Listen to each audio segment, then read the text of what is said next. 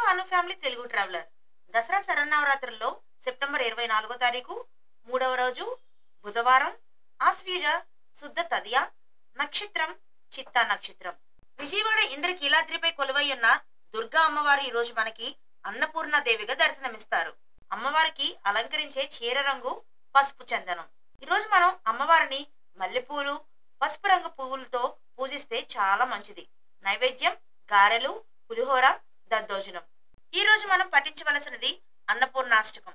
ఈ రోజు అమ్మవారిని పూజించడం వలన అన్నానికి ఎలాంటి లోటు ఉండదు.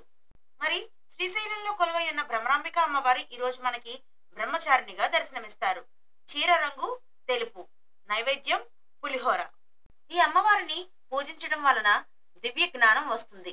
ఇంకా మరణ భయం అనేది ఉండదు. భక్తి, సిద్ధి, ఐశ్వర్యం, జ్ఞానం, సహనం, ధైర్యం వంటివి లభిస్తాయి. ఇంకా జ్యోతిష్యం ప్రకారం ఎవరైతే తమ జాతకంలో కుజుడు దోషాలతో ఇబ్బందులు పడుతుంటారో వారందరూ కూడా బ్రహ్మచారిణి అమ్మవారిని పూజించడం వల్ల ఆ దోషాల నుండి విముక్తి పొందవచ్చంట.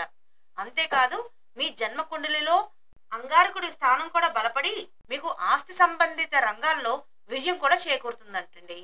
పురాణాల ప్రకారం హిమాలయాల పుత్రికగా పార్వతీదేవి జన్మించి శివయ్యను భర్తగా పొందాలని నారదుని సూచన మేరకు కఠోర తపస్సు చేసింది. బ్రహ్మచారిణి అంటే తపస్సు చేసేది అని అర్థం. శివుడిని భర్తగా పొందటం కోసం సుమారు 5000 సంవత్సరాలకు పైగానే కఠోరమైన తపస్సు చేసింది. 1000 సంవత్సరాలు పండ్లు, పువ్వులు మాత్రమే తిని తపస్సు చేసింది. ఆ తర్వాత 100 సంవత్సరాలు కూరగాయలు తింటూ జీవించింది. 3000 సంవత్సరాలు ఆమె ఎండిన బిల్వ పత్రాలను తిని తపస్సు చేసింది. తర్వాత ఎండిన బిల్వ ఆకులను తినడం కూడా మానేసింది. అలా ఆమె కొన్ని వేల సంవత్సరాలు నీరు, ఆహారం కూడా లేకుండా తపస్సు చేస్తూనే ఉన్నదంటండి.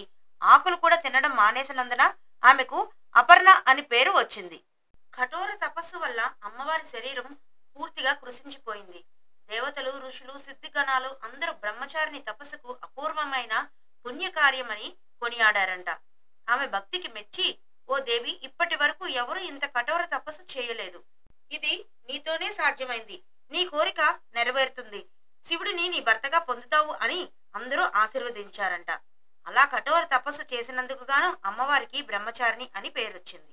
బ్రహ్మచారిణి అమ్మవారు మనకి తెల్లని చీరలో, కుడి చేతిలోని జపమాల, ఎడమ చేతిలో కమండలంతో దర్శనమిస్తారు. Thanks for watching.